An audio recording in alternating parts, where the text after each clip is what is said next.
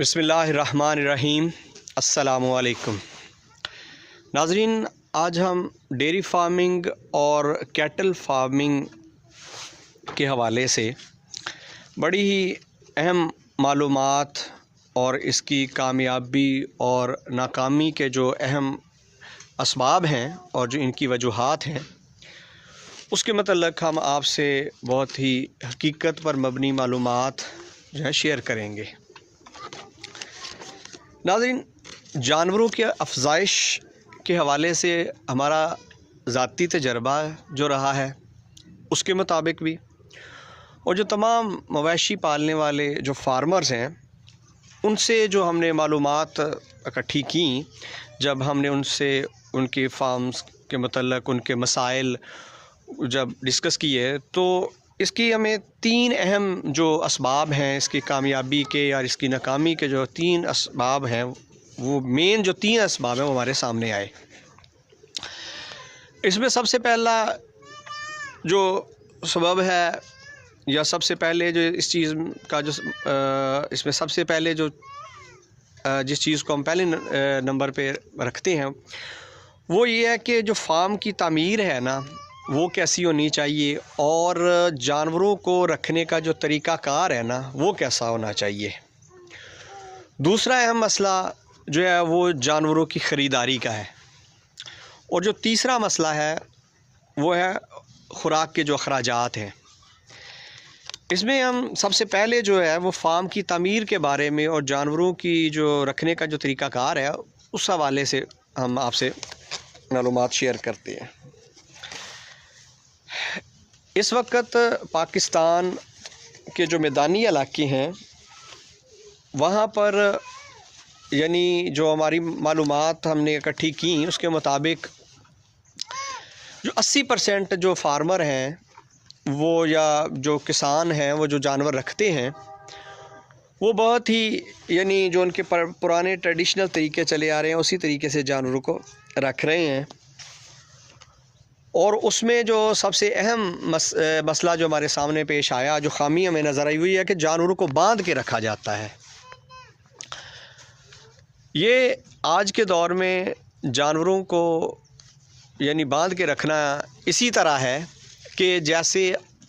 आज के दौर में ट्रैक्टर की बजाय कोई बंदा बैल ले और उनसे हल चलाना शुरू कर दे। यानी अगर किसी किसान के पास 10 एकड़, इवन कि अगर उसके पास 5 एकड़ का भी वो किसान है,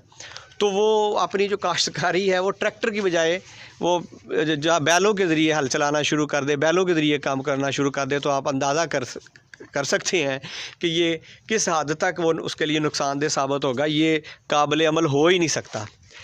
इसी तरह ये पंजाब के जितने भी मैदानी इलाकों के जो बड़े फार्मर्स हैं, जो बड़े फार्म हैं, उनकी तो बात अलग है। उनके वो तो इन तमाम मसाइल से आगाह होते हैं और सबसे पहले वो शेड की डिज़ाइनिंग करते हैं, जानवरों के रखने का जो तरीक़ाकार है उसके ऊपर बड़ा पेपर वर्क करते हैं, उसके बाद काम शुरू करते हैं। लेकिन आम जो हमारा 80% जो किसान है, जो फार्मर है, वो जानवरों को उनके पास 40-50 इवन के 60-70 जानवर भी होते हैं, तो उन्होंने बांध के रखे होते हैं। और ये चीज़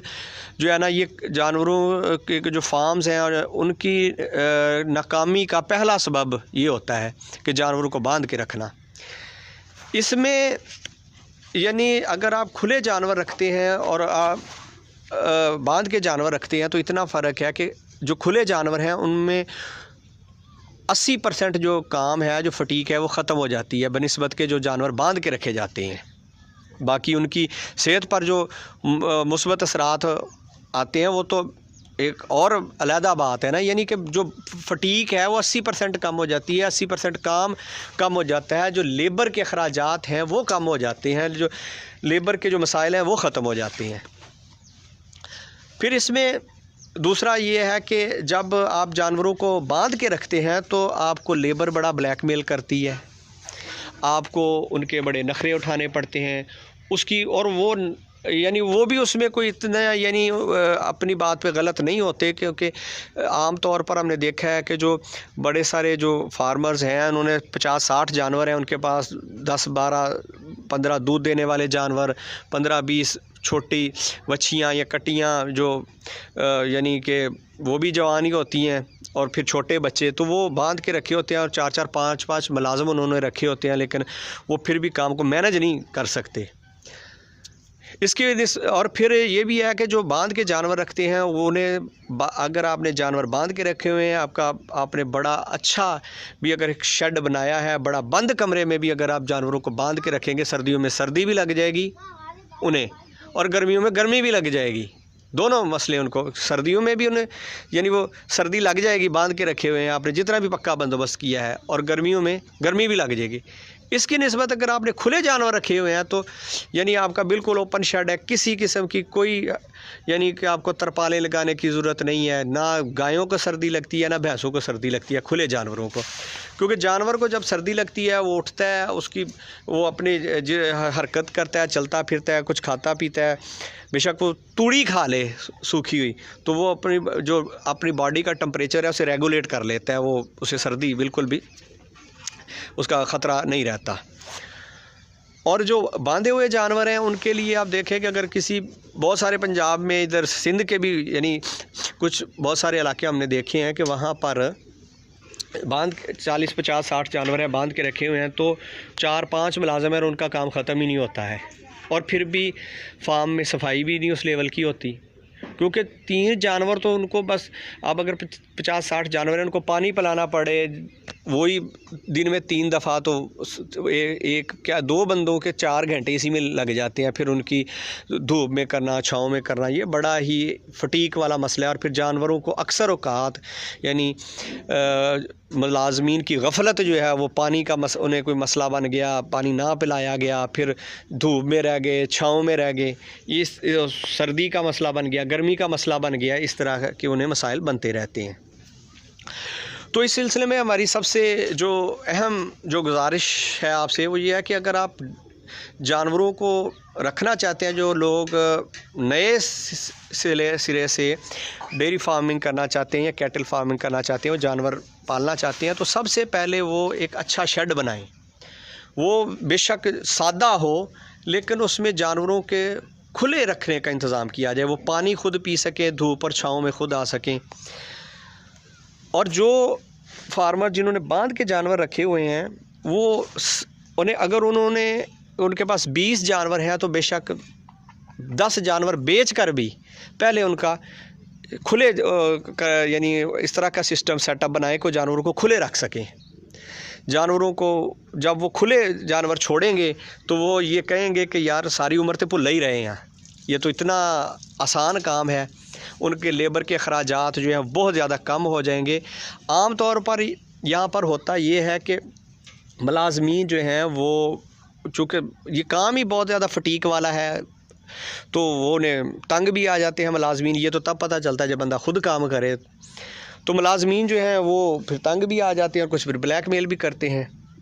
तो जब आप खुले जानवर रखेंगे तो आपके जहाँ पर 4 मुलाज़िम काम करते हैं वहाँ पर 2 मुलाज़िम वो सारा काम बआसानी कर सकेंगे, और वो यानी कि आपको मुलाज़िम छोड़ के नहीं जाएगा।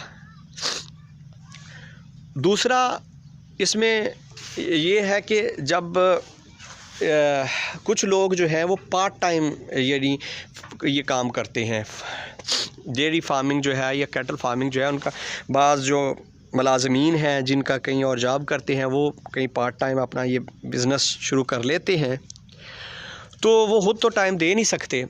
वो हमने बहुत सारे ऐसे फार्म्स देखे हैं जो कि नाकाम हो गए हैं। इसकी वजह ये थी कि जो उसका ऑनर था, जो मालिक था, उसने अपना पार्ट टाइम ये काम शुरू किया खुद, तो वो बाज़ का 2-2 3-3 दिन वो टाइम नहीं दे सकता था, और वैसे भी जो टाइम दे भी तो उसने तो सिर्फ देखना ही होता है। और उन्होंने बांध कर जानवर रखे तो उसमें जो मुलाज़मीन की गफलत है वो बहुत ज़्यादा नुकसान देती है जानवरों को। इसलिए जिस बंदे ने नया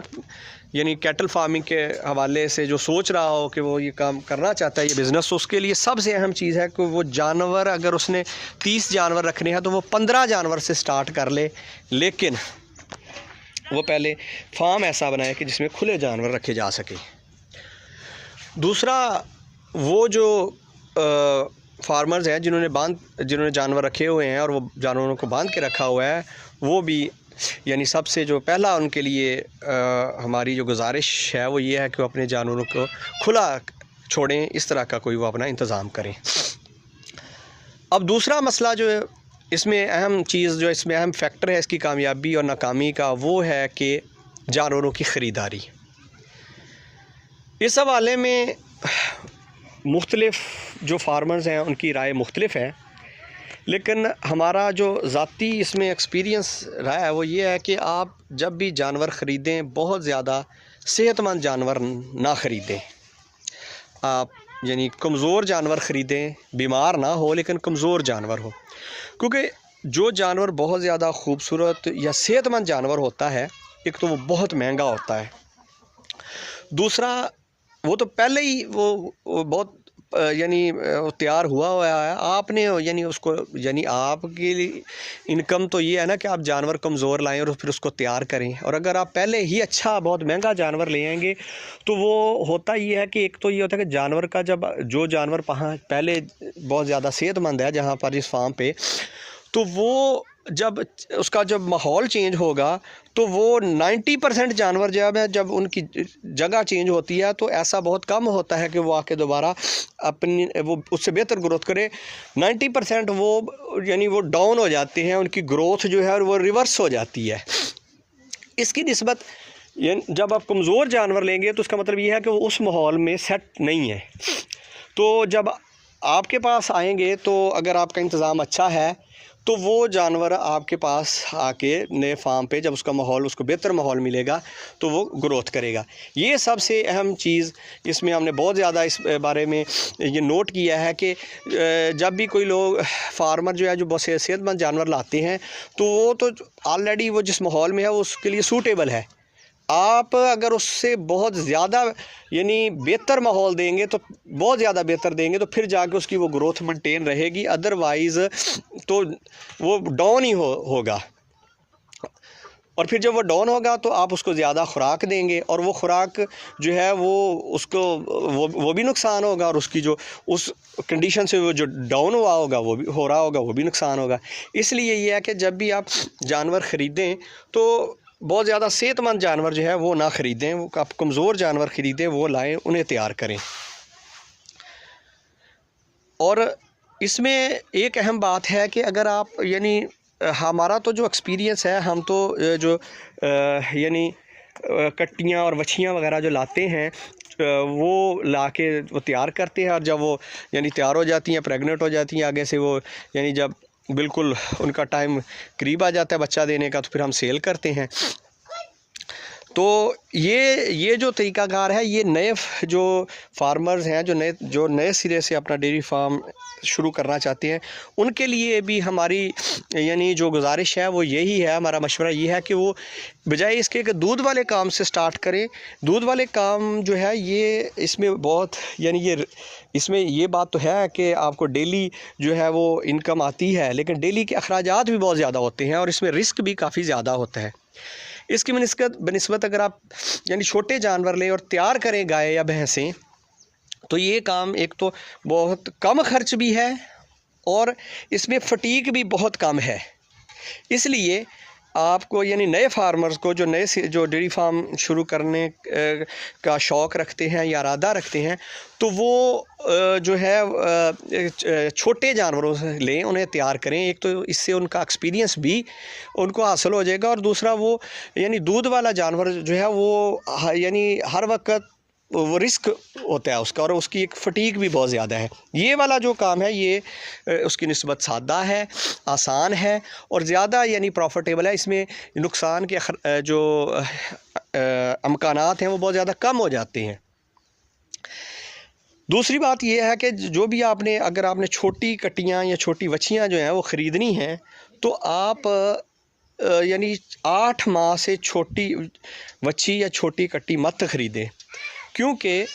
8 माह जिस जानवर की उम्र हो गई होती है उसने एक शदीद गर्मियाँ या एक शदीद सर्दियाँ उसने गुजार ली होती हैं। उसमें क़ुव्वत मुदाफ़त जो है मौसम के अगेंस्ट जो है वो पैदा हो चुका होता है। तो जो बाज़ औक़ात बहुत छोटे जानवर ख़रीदते हैं जिनकी उम्र 1-2 माह, वो ना ख़रीदें क्योंकि वो सबसे ज़्यादा रिस्क पर होते हैं। ये इस हवाले से मैं आपको ये बताता चलूँ कि ये देखिए, ये जानवर जो हैं हमने आज से 1 साल पहले 4 जनवरी को ख़रीदे थे, और जब ये 5 जानवर हम ख़रीदे थे 25-25 हज़ार का, और ये तब इतने कमज़ोर थे कि बहुत सारे जो हमारे साथी थे, दोस्त थे, वो ये कहते थे कि ये सर्वाइव नहीं कर सकेंगे। तो लेकिन हमने इनको ख़रीदा और ये आप देख सकते हैं, और हमने इनके ऊपर बिल्कुल यानी हमारी जो ख़ुराक है, जब हम आपको ख़ुराक के हवाले से बताएंगे तो आप शायद इस यकीन ना कर सकें कि फ़र्स्ट टाइम कि ये इतनी कम ख़ुराक से जो है ये इनकी ग्रोथ इतनी अच्छी हो रही है। लेकिन बात यह है कि अगर आप इससे ज़्यादा ख़ुराक देंगे तो वो ख़ुराक जो है अखराजात फिर बहुत ज़्यादा बढ़ जाते हैं। इस हवाले से यानी ख़ुराक का जो देने का जो तरीका है उसमें यह है कि अगर आप ज़्यादा ख़ुराक देते हैं तो असल में आपने ये मुशाहिदा किया होगा कि जैसे इंसानों में कुछ लोग कम ख़ुराक खाते हैं लेकिन बहुत ज़्यादा सेहतमंद होते हैं, और कुछ लोग ज़्यादा ख़ुराक खाते हैं लेकिन उनकी सेहत जो है इतनी अच्छी नहीं होती। यानी जानवरों में भी बिल्कुल वही है, जब कि आप असल में ये है कि जानवर का जो सिस्टम है वो सेट होना चाहिए। ख़ुराक जो वो खाए वो उसकी एनर्जी बने, वो उसे यानी ज़ाया ना हो आपकी। इसलिए आपको जो ख़ुराक है जानवरों को बहुत ज़्यादा ख़ुराक जो है देने की ज़रूरत नहीं है। और दूसरा ये है कि जो ख़ुराक के हवाले से ये है कि आप गाय हैं या भैंसें हैं, उन्हें सब्ज़ चारा जो है वो बहुत कम दें, बहुत ही कम, क्योंकि ये जो सब्ज़ चारा होता है इसमें चूँकि पानी की मिक़दार ज़्यादा होती है, और पानी जो है वो चाहे इंसान हो जानवर हो उसके मैदे के अंदर हो या बाहर, ये गंदगी पैदा करता है। इसलिए आपने जो है ना इन्हें ज़्यादा यानी सब्ज़ जो चारा है ना उससे बहुत ज़्यादा अवॉइड करना है। आप इन्हें खुश्क चारा दें, तूड़ी दें। अब हमारे ये जो जानवर हैं ये हमने 1 साल पहले लिए थे 25-25 हज़ार के, और आम तौर पर ये भी समझा जाता है कि जो भैंसें हैं उनकी जानवरों की जो ग्रोथ है उसकी रफ्तार जो है उनकी ग्रोथ जो है वो कम होती है बनिस्बत जो गाय के बच्चे हैं उनसे। लेकिन हमने जब ये इनके ऊपर तजर्बा किया, ये सेम इन्हें ख़ुराक दी, सेम इनकी कंडीशन थी, बल्कि ये भैंस की ये जो कट्टी है ये अब तकरीबन इसके अंदर जो गोश्त है वो 2.5 मन के करीब हो चुका है, और ये इसके साथ ही जो गाय के बच्चे हैं ये सेम जब हमने ख़रीदे थे इनकी सेम कंडीशन थी। अब ये इन सब का वज़न जो है तकरीबन कोई यानी ज़िंदा जानवर का वज़न 3.5 मन के करीब हो चुका है। तो हमें इस बात से यानी जब ये हमने इनके ऊपर जब ये एक्सपीरियंस किया तो ये देखें कि ये जो भैंस का बच्चा है, ये जो कट्टी है, इसकी ग्रोथ भी उनसे कम नहीं है, बहुत अच्छी इसकी ग्रोथ हो रही है, उनके बराबर जा रही है। ये इसकी ग्रोथ, इसकी हाइट, इसकी यानी हर लिहाज से ये बिल्कुल इसकी ग्रोथ जो है उनसे कम नहीं है। तो इसलिए आप ये छोटे जानवर यानी आप 3 किस्म के जानवर जो हैं वो ले सकते हैं। एक छोटे जानवर लें, वो पोर्शन अलहदा रखें, क्योंकि ये जानवर आपको 2-2.5 साल में तैयार हो जाएंगे, और ये एक किस्म की आपकी जो कैटल फार्मिंग है उसकी कामयाबी का सबसे अहम जो है ज़रिया बनेंगे। और इसके बाद जो आप है वो गाय ले लें जिन्होंने दूध छोड़ दिया हो। वो अक्सर फार्म पर जो फार्मर्स हैं वो जो गाय दूध छोड़ देती हैं और आगे से वो बाज़ तो प्रेग्नेंट होती हैं, सोने वाली होती हैं, और बाज़ नहीं, तो वो बेच देती हैं, क्योंकि उनके लिए ऐसे जानवर रखना जो दूध ना दे रहे हों वो उनके लिए सूटेबल नहीं होते। आप वो जानवर ले लें, या वो वाली जो बछियाँ हैं जिनकी उम्र तकरीबन 1.5 साल के करीब वो हो कमज़ोर, वो ख़रीद लें। वो जानवर भी आपकी जो बछियाँ हैं या कट्टियाँ हैं जो वो तकरीबन 1 साल के या 1.5 साल के, 1.25 साल के अंदर तैयार हो जाएंगी। और फिर वो आपके जब यानी 1 लाट बड़े जानवरों की निकल आएगी तो 1 साल के आपको सिर्फ 1 साल इंतज़ार करना पड़ा। उसके बाद आपको जो पिछली लाट है छोटे बच्चों वाली, वो एक यानी किस्म की आपकी एक लॉटरी होगी, और आपकी वो एक ज़बरदस्त इन्वेस्टमेंट जो है आपके लिए साबित होगी। वो यानी 2.5-1.5 लाख में आप को तकरीबन 6 के करीब जो है वो जानवर मिल सकते हैं छोटे। और ये बड़े जानवर जो हैं ये तो लाख, एक अच्छा जो जानवर है वो लाख रुपए में मिलेगा, और वो 2 लाख में आप 8 जानवर आपको मिल सकते हैं। इसलिए ये जानवरों की जो ख़रीदारी है इसमें आपने बड़ा इस बात को मद्देनज़र रखना है कि आप बहुत ज़्यादा सेहतमंद जानवर ना लें, आप कमज़ोर जानवर लें, और 2 किस्म के यानी जानवर लें। एक छोटे लें, उनको अलहदा रखें, और एक बड़े लें। बड़े जानवर जो हैं वो 1 साल के अंदर अंदर तैयार हो जाएंगे, और वो फिर आपको नेक्स्ट ईयर वो आपको 1 साल फिर और ख़रीद रहे, उसके बाद आपकी वो जो पीछे वाली जो लाट है वो तैयार हो जाएगी। अब जो बात हम ख़ुराक के हवाले से कर रहे थे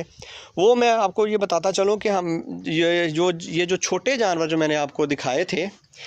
ये हमने इनको जो डेली की जो ख़ुराक है ना, ये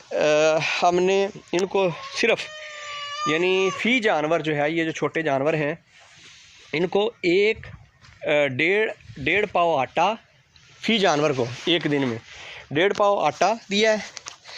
और जो है 4 किलो जो है वो तूड़ी दी है सिर्फ़, और 2 किलो सब्ज़ चारा दिया है। जब इसकी कैलकुलेशन, अब बज़ाहिर आपको ये लगेगा कि ये इतनी कम खुराक में जानवर जो है ये तो यानी ग्रोथ ही नहीं कर सकते, लेकिन अगर ये जो मैं आपको इसकी कैलकुलेशन बताता हूँ कि ये यानी 1.5 पाव आटा, 4 किलो तूड़ी और जो 2 किलो सब्ज़ चारा है, इसकी कीमत जो है वो डेली की के हिसाब से जब हमने कैलकुलेशन की तो हाँ जी, ये जो हमारे ये जो छोटे जानवर हैं हमने इनको जो है ना, जो डेली की जो हमारी खुराक रही है पूरा 1 साल, वो यानी हम इन्हें 150 ग्राम आटा, इससे ज़्यादा आटा नहीं डालते थे वो, यानी वनडे के तौर पर कह लें जैसे भी, और 5 किलो तूड़ी और 2 किलो सब्ज़ चारा। और ये जो इनकी ये जो खुराक है, एक जानवर का जो महीने का ख़र्च है वो 2500 रुपये बना है इस हिसाब से भी। अब हमने आला मुलाजिम की तनख्वाह जो है इनके ऊपर नहीं यानी डिवाइड की, ये सिर्फ़ एक जानवर का। अब बज़ाहिर ये लगता है कि 1.5 पाव आटा, 5 किलो तूड़ी और 2 किलो चारा, ये तो बहुत ही कम खुराक है, लेकिन इस हिसाब से भी ये 2500 रुपये बना है महीने का ख़र्च, और 30,000 रुपया इसका साल का ख़र्च बना है। अब आप देखें कि अगर इससे ज़्यादा